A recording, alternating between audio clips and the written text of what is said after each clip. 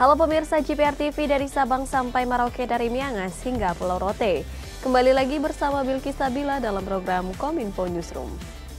Halo pemirsa JPR TV.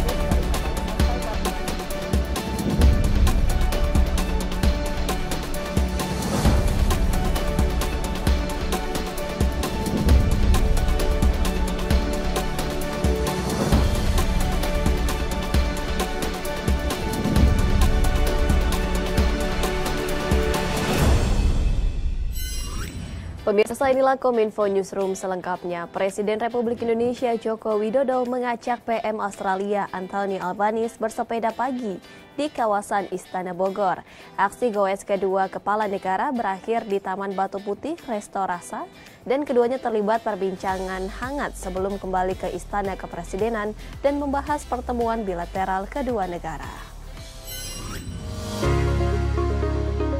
Dalam rangkaian kegiatan kunjungan Perdana Menteri Australia Anthony Albanese di Istana Kepresidenan Bogor, Jawa Barat, lobi diplomasi Presiden Joko Widodo dibuka dengan ajakan bersepeda pagi bersama PM Anthony Albanese. Kedua pemimpin bersepeda dari Istana Negara menuju Resto Rasa yang berada di dalam Kebun Raya Bogor. Selain sehat, sepeda dinilai Presiden Joko Widodo merupakan moda transportasi ramah lingkungan. Terlebih sepeda bambu tersebut dirancang untuk digoes di jalan raya. Aktivitas bersepeda dilakukan usai kedua kepala negara menanam pohon di Istana Kepresidenan Bogor. Usai bersepeda selama sekitar 30 menit, keduanya terlibat dalam perbincangan hangat di area Taman Batu Putih Resto Rasa sebelum kembali ke Istana Kepresidenan Bogor menggunakan mobil golf untuk melakukan pertemuan bilateral kedua negara. Dalam pertemuan bilateral itu, Presiden Joko Widodo menyampaikan sejumlah hal penting, yakni perluasan ekspor Indonesia ke Australia, kerjasama di bidang pendidikan, kesehatan, energi dan perubahan iklim, serta memperkuat ketahanan pangan dan implementasi EISEPA. EISEPA merupakan Perjanjian Kemitraan Ekonomi Komprehensif Indonesia dan Uni Eropa atau Perjanjian Kemitraan Ekonomi Menyeluruh Indonesia dan Uni Eropa. Saya kira kita harus memulai menyampaikan pesan betapa pentingnya kendaraan-kendaraan yang ramah lingkungan, kemudian yang ketiga ini memang rute yang biasa saya pakai untuk olahraga. Sementara itu, PM Albanese mengaku bahwa pengalaman bersepeda tersebut merupakan pengalaman yang luar biasa dan menganggapnya sebagai sebuah kehormatan besar. PM Albanese memandang bahwa kegiatan bersepeda tersebut juga menunjukkan persahabatan baik antara Indonesia dan Australia, serta Presiden Joko Widodo menawarkan agar sepeda bambunya dibawa ke Australia. Indonesia merupakan negara pertama yang dikunjungi PM Albanese secara bilateral setelah 2 minggu pelantikan dirinya menjadi Perdana Menteri Australia ke-31. PM Anthony Albanese dijadwalkan berada di Indonesia hingga hari ini. And the President has offered I'll take the bike back to Australia, and you will see me riding around on what might be the only bamboo bike in Canberra, but it was a great experience, and every time I ride on the bike, I will remember the friendship with President Widodo.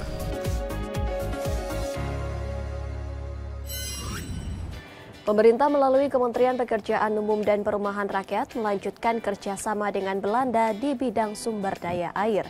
Penandatanganan nota kesepahaman dilakukan oleh Menteri PUPR Basuki Hadi Mulyono bersama Menteri Infrastruktur dan SDA Kerajaan Belanda, Mark Herbers di Den Haag.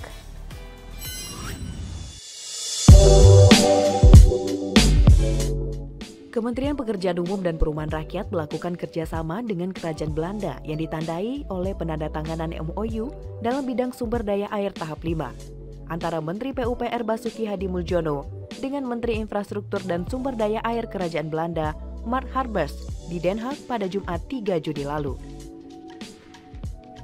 Menteri Basuki mengungkapkan tujuan dari adanya kerjasama tersebut adalah untuk mendukung sumber daya air Indonesia sebagai prioritas yang tercantum dalam Rencana Pembangunan Jangka Menengah Nasional 2020-2024 dan Proyek Strategis Nasional. Dalam kerjasama tersebut, Menteri PUPR juga meminta dukungan kepada Belanda untuk menyediakan infrastruktur yang memadai untuk memfasilitasi pendidikan vokasional di Politeknik PU Semarang.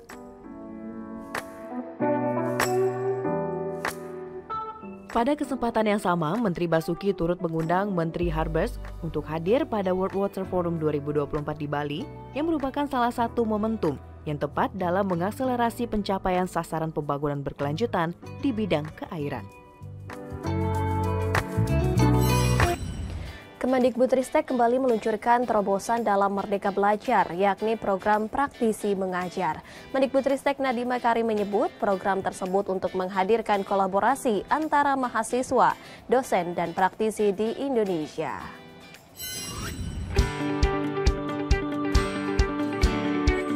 Kementerian Pendidikan, Kebudayaan, Riset, dan Teknologi kembali meluncurkan Merdeka Belajar episode ke-20 mengenai praktisi mengajar. Menteri Pendidikan, Kebudayaan, Riset, dan Teknologi Nadiem Anwar Makarim mengajak para profesional dan ahli di berbagai bidang untuk turut bergabung memajukan pendidikan Indonesia dengan menjadi praktisi mengajar. Menteri Nadiem memaparkan bahwa program praktisi mengajar ini dirancang untuk mempercepat kesiapan mahasiswa masuk ke dunia kerja dengan mengkolaborasikan perguruan tinggi, dosen, dan praktisi di ruang kelas. Adapun nantinya terdapat 2 skema kolaborasi yang ditawarkan melalui program ini. Pertama, kolaborasi pendek berlangsung selama 4-10 jam per semester dengan ketentuan praktisi hanya terlibat dalam pengajaran. Dan yang kedua, yaitu kolaborasi intensif, di mana dosen dan praktisi berkolaborasi secara end-to-end dengan jumlah waktu untuk mengajar 15-41 jam per semester dan terlibat dalam perencanaan maupun evaluasi. Untuk yang kolaborasi pendek, ini hanya terbuka untuk praktisi yang belum pernah mengajar di mata kuliah. Jadinya insentif kami ini hanya terbuka untuk praktisi yang belum pernah mengajar. Karena sebenarnya objektif kita adalah untuk menambah jumlah praktisi dan menambah jam praktisi. Nah, jadinya untuk yang sebelah kiri ini kolaborasi pendek ini hanya boleh untuk yang baru-baru, yang belum mengajar di dalam universitas itu atau di mata kuliah tersebut. Nah, untuk yang kolaborasi intensif ini terbuka untuk praktisi yang belum mengajar tentunya, belum pernah mengajar, atau praktisi yang sudah pernah mengajar. Ya kan, jadi sebenarnya udah pernah mengajar tapi kemungkinan besar tidak seintensif 15-40 jam. Jadi kami menginginkan anggaran daripada Kemendikbudristek ini benar-benar targetnya itu untuk menambah jumlah jam praktisi mengajar di masing-masing kampus kita. Itu bisa dicapai dengan meningkatkan jumlah orang atau praktisi dan juga jumlah jam per orang untuk mengajar. Jadi ini insentif yang sangat penting. Di kesempatan yang sama, Menteri Nadiem juga mengungkapkan melalui program praktisi mengajar, selain untuk mengajar, praktisi juga diminta untuk ikut serta dalam perencanaan bahan ajar serta melakukan evaluasi mata kuliah yang ada.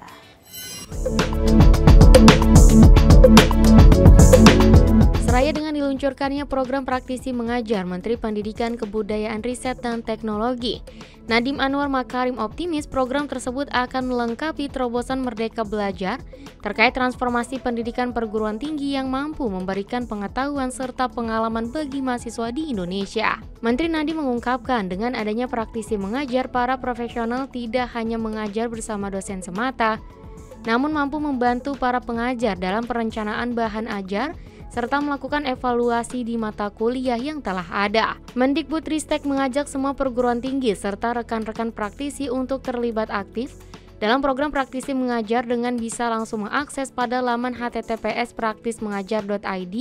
Serta untuk yang ingin mengikuti program ini, para praktisi masih bisa mendaftar sampai tanggal 17 Juni mendatang.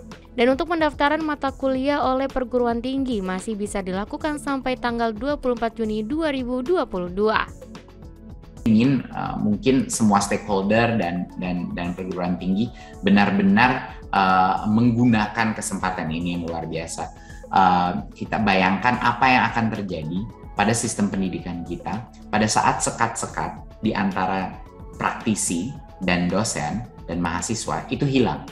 Bayangkan apa yang bisa dicapai perguruan tinggi, bayangkan lingkungan pembelajaran akan berubah seperti apa di dalam kampus. Bayangkan ruang kelas pada saat mahasiswa itu melaksanakan mata kuliah seperti apa proses pembelajarannya berubah. Semua permutasi yang akan terjadi bermulai dari SDM dulu.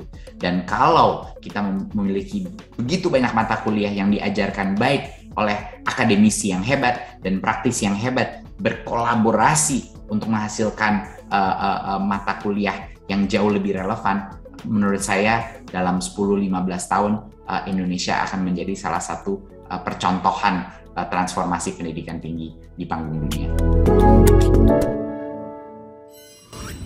Pemirsa, usai jeda kami akan kembali dengan beragam informasi lainnya. Tetaplah bersama kami dalam Kominfo Newsroom.